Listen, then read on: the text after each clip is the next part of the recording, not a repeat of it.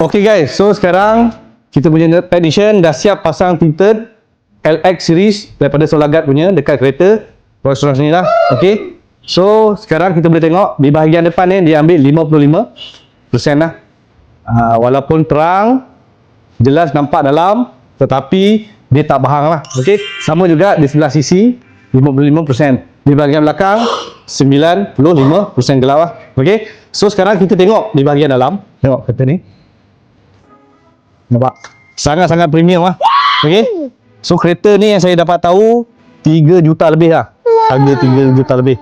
Sebab apa dia buat kat sini, owner cakap dia trust kita lah.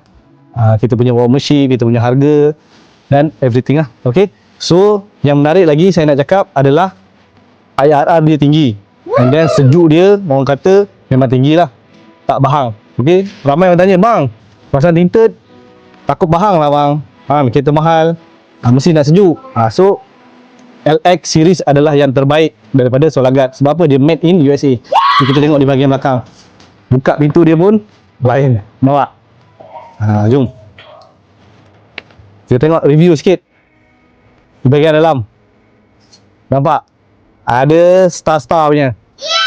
Ini kereta juta-juta punya. Okay, so korang yang nak buat tinted boleh hadir di Fancy Station Sembilan Shah Alam. Kita akan buat yang terbaik lah. Okay, jom.